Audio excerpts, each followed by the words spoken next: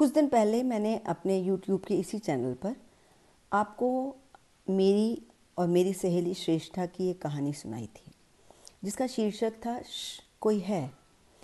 कुछ लोगों ने उस कहानी के अगले भाग के बारे में जानने की इच्छा जाहिर की, तो मुझे लगा कि मुझे आपको आगे की कहानी सुनानी चाहिए। उस कहानी को सुनाने से पहले आपको मैं पुराना सिरा पकड़ाती हूँ। थोड़ी सी बात उस कहानी की जो मैंने आपको पहले भाग में सुनाई थी। कहानी मेरी और श्रेष्ठा की है। उस कहानी में मैंने आपको बताया था कि मैं और श्रेष्ठा कई साल से साथ पढ़ रहे थे और श्रेष्ठा के पेरेंट्स ने कुछ ही दिन पहले एक नया घर खरीदा था। उस नए घर में पीछे आंगन में एक पीपल का पेड़ था और धीरे धीरे श्रेष्ठा को उस पीपल के पेड़ से बात करने की आदत पड़ गई थी। सुनने में अटपटा लगता है, मुझे भी बड़ी हंसी आई थी जब उसने बताया। मैंने थोड़ा बहुत उसका मजाक भी बनाया था, लेकिन श्रेष्ठा नाम के अनुसार पढ़ाई में, लिखाई में, हर चीज़ में बहुत सिंसियर और बहुत ही ध्यान देने वाली लड़की थी, तो इसलिए मैं उसकी बात को पूरी तरह नकार नहीं सकती थी। लेकिन जब उसका पैशन पेड़ से बात करने के लिए बढ़ता जा रहा था, तो आंटी अक्सर उसको डांट देती थी, टोक देती थी। और चूँकि वो साल हमारा 12th का साल था, बोर्ड एग्ज़ाम था, तो आंटी ने कई बार उसको डांटा। मैंने भी उसको इस बात के लिए टोकना शुरू किया, तो धीरे धीरे उसने सबसे किनारा करना शुरू कर दिया। और एक दिन इसी सब के चलते मैंने अपनी सबसे प्यारी सहेली को खो दिया। श्रेष्ठा उसी पेड़ में फांसी लगाकर लटकी हुई मिली, जो एक अप्रत्याशित बात थी कि आखिर श्रेष्ठा ने ऐसा क्यों किया होगा। खैर, जब मैं वहाँ पहुँची तो मुझे यकीन नहीं हो रहा था। आंटी की हालत देख के मुझको वहाँ रुकने की हिम्मत नहीं हुई। मैं अपनी स्कूटी उठा के वहाँ से वापस चल पड़ी थी, लेकिन रास्ते में मैंने देखा कि श्रेष्ठा तो मेरी स्कूटी पे पीछे बैठी हुई थी और उसने मुझे बताया कि कोई इसकी इस बात का विश्वास ही नहीं करता कि वो पेड़ से बात करती है। और चूँकि मैं इस बात का विश्वास कर लेती हूँ, इसलिए वो मुझे और पेड़ को, दो लोगों को बहुत प्यार करती है। और उसने ये भी कहा कि अब वो मेरे साथ ही रहेगी। हाँ, मैं श्रेष्ठा को अपने साथ ले आई थी, या कहिए कि श्रेष्ठा मेरे साथ आ गई थी। मुझे लगा था कि तब मुझे मदद की ज़रूरत थी। मदद इसलिए कि मैं श्रेष्ठा को अपने साथ कैसे रख सकती हूँ। आप समझ रहे हैं ना मैं क्या कहना चाह रही हूँ। इस बात को आगे बढ़ाने से पहले मैं इतना ज़रूर बता दूँ कि जो मकान श्रेष्ठा के पेरेंट्स ने ख़रीदा था, उसमें उनसे भी पहले एक परिवार रहता था। उस परिवार के एक जवान बेटे ने उसी पीपल के पेड़ पर फांसी लगाकर आत्महत्या की थी। और ऐसा ही किस्सा श्रेष्ठा के साथ भी हुआ था। मैं आप लोगों से मदद मांग रही थी कि कोई मुझे इस सब से बाहर निकाले। अब आगे श्रेष्ठा मेरे साथ आ गई थी। मैं घर पहुंची तो मेरे चेहरे का उड़ा हुआ रंग देखकर, मेरी रोती हुई आंखें देखकर मेरी माँ छकपका गई।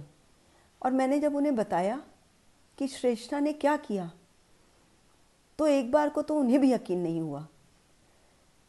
लेकिन इससे पहले कि मैं उन्हें ज़्यादा कुछ बताती, श्रेष्ठा मेरा हाथ पकड़ के मुझे अपने कमरे में ले गई।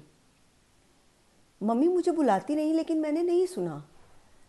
श्रेष्ठा कमरे में आई और कहने लगी, तू किसी से मेरे बारे में बात मत करना, कोई नहीं समझ पाएगा। बस एक तू है जो मुझे समझती है, तू समझती है ना। मैं चाह रही थी कि मैं थोड़ी देर अकेले हो जाऊं। मैं श्रेष्ठा के साथ नहीं बैठना चाह रही थी। मैं श्रेष्ठा को समझा ही नहीं पा रही थी कि मुझे उसकी मौत का कितना दुख है। लेकिन श्रेष्ठा तो कुछ समझने को तैयार ही नहीं थी।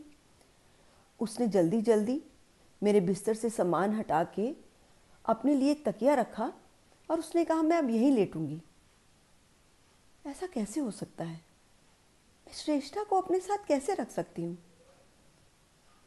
सच कहूँ तो मैं डर गई थी। मुझे श्रेष्ठा से डर लग रहा था। मुझे अपनी सहेली से डर लग रहा था।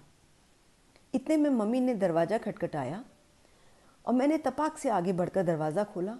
लगा कि मम्मी मेरी मदद करेंगी, लेकिन मम्मी तो मुझे ही डांटने लगी। ये कौन सी बात है, मैं तुमसे बात कर रही थी, तुम वहाँ से बात बीच में छोड़ के चली आई। मुझे बताओ तो सही आखिर क्या हुआ। इतनी अच्छी वो लड़की थी, ऐसा उसने कैसे किया? वो तो तुम्हारी पक्की सहेली थी। तब क्या तुम्हें पता ही नहीं था कि वो क्या कर रही है? हैं? मैं कुछ जवाब देती इससे पहले ही श्रेष्ठा ने मेरे मुंह पे हाथ रख दिया। मैं कुछ कह ही नहीं पा रही थी और मम्मी थी कुछ सुनने को ही तैयार नहीं थी। वो क्यों नहीं समझ पा रही थी कि श्रेष्ठा ने मेरे मुंह पे हाथ रखा हुआ है? वो तो बिल्कुल ऐसे व्यवहार कर रही थी कि जैसे वहां मैं अकेली खड़ी हूं। उनको श्रेष्ठा को डांटना चाहिए था, जो ना मुझे कुछ कहने दे रही थी ना मुझे बात करने दे रही थी। लेकिन मम्मी ने कुछ नहीं सुना और उन्होंने कहा, जाओ अपनी सहेली का नाम लेके रोती रहो, आज खाना पीना कुछ नहीं मिलेगा। ये कैसे हो सकता है? मैं बड़ी हो गई हूँ, इतनी छोटी बच्ची नहीं हूँ कि मम्मी मेरा खाना पीना बंद कर दें। मैं चिल्ला के उनको जवाब देना चाहती थी, लेकिन श्रेष्ठा ने मेरा हाथ कस के पकड़ लिया। उसने कहा, नहीं कुछ मत बोलो, बस मेरे साथ बैठ जाओ। मैं श्रेष्ठा के साथ बैठ गई। मैं उसी से बातें करने लगी और पता है, उससे 2-4-5 मिनट बात करके ही मेरा मन हल्का हो गया। मेरा ध्यान हट गया कि मम्मी ने मुझे क्या कहा था। मैं कमरे में बैठ के उससे बातें करते करते सो गई। हम दोनों वहीं पलंग पे गप लगा रहे थे और सो गए। शाम को जब आँख खुली तो पापा ऑफिस से आ चुके थे। मैं बाहर गई, सोचा आप सबके साथ बैठ के खाना खाऊंगी, लेकिन श्रेष्ठा भी मेरे साथ आ गई। मम्मी ने मुझे घूर के देखा और उन्होंने कहा, सॉरी कहना तो दूर, तुम दोपहर को खाना खाने भी नहीं आई। मैंने कहा, आप ही ने तो मना किया था। बोली, हाँ अब तुम इतनी बड़ी हो गई हो कि अब मेरे कहे कि इतना मान रखने लगी हो, अपनी गलती नहीं मानती हो। श्रेष्ठा ने मेरा हाथ पकड़ लिया और वो मुझसे धीरे से बोली, कहने दे, मैं हूं ना तेरे साथ। मैंने भी मम्मी की बात को अनसुना करके खाना खाना शुरू कर दिया।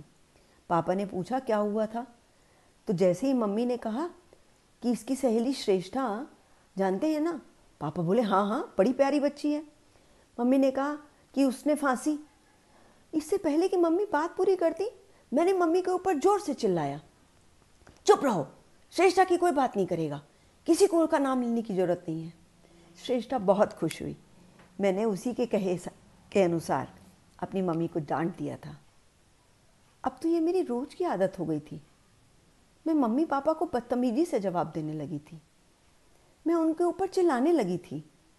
मैं स्कूल में दूसरी सहेलियों से बात ही नहीं करती थी। मैं अपने ही कमरे में बैठी रहती थी। मम्मी को मेरी चिंता हो रही थी।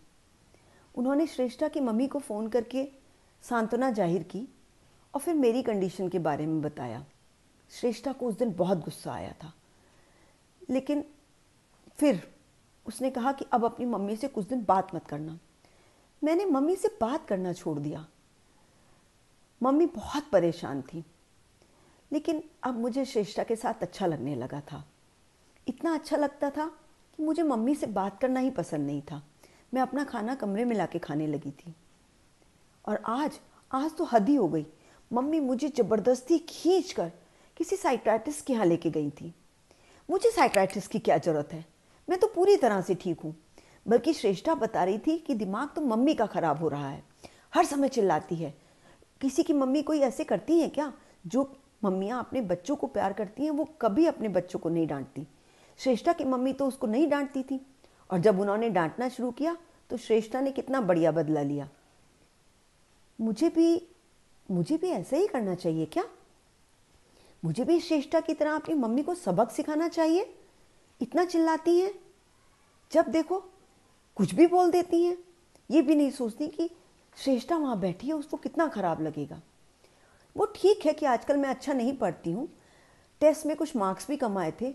एक तो प्रिंसिपल, उन्होंने भी फ़ोन करके कह दिया कि 12th का रिजल्ट ख़राब हो जाएगा अगर मैंने ध्यान नहीं दिया। उनको क्या पड़ी है? अब श्रेष्ठा भी तो नहीं पढ़ती, वो भी तो दिन भर बैठ के गप लगाती रहती है। मैं कोशिश करती हूँ, सच तो यह है मैं कोशिश करती हूँ। एक पापा ही हैं जो मुझे समझते हैं और वो प्यार से समझाते हैं, लेकिन मम्मी के आगे तो किसी की नहीं चलती। वो तो बस चीखने चिल्लाने के लिए बनी है। आज मम्मी ने साइकियाट्रिस्ट के यहाँ से आके मुझे थप्पड़ मारा। उन्होंने कहा कि मैंने साइकियाट्रिस्ट से अच्छे से बात नहीं की। अरे सब तो जवाब दिया।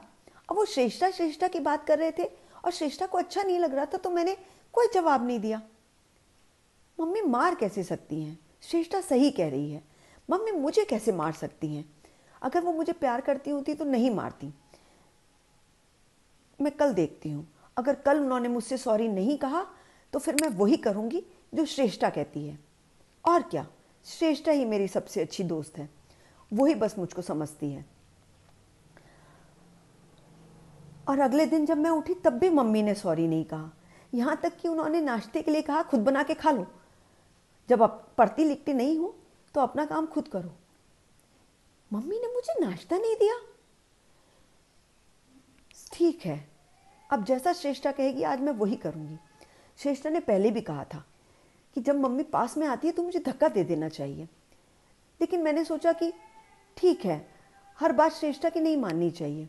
पर आज तो माँ ने हद ही कर दी, उसने मुझे नाश्ता भी नहीं दिया। श्रेष्ठा ने सही कहा था कि मेरी मम्मी मुझे बिल्कुल प्यार नहीं करती। और इसीलिए जब मम्मी किचन में पलट के दूसरी तरफ जा रही थी तो मैंने अपनी मम्मी के ऊपर खौलता हुआ दूध डाल दिया। कितना चिल्ला रही थी। अब ठीक है, अब जब रो रही है ना तो पता लगेगा कि मुझे कितना बुरा लगता है। मैं और श्रेष्ठा आज खूब हंस रहे थे। हम लोग कमरे में बैठ के बस यही बात कर रहे थे, कितना मज़ा आया। मम्मी रो रही है।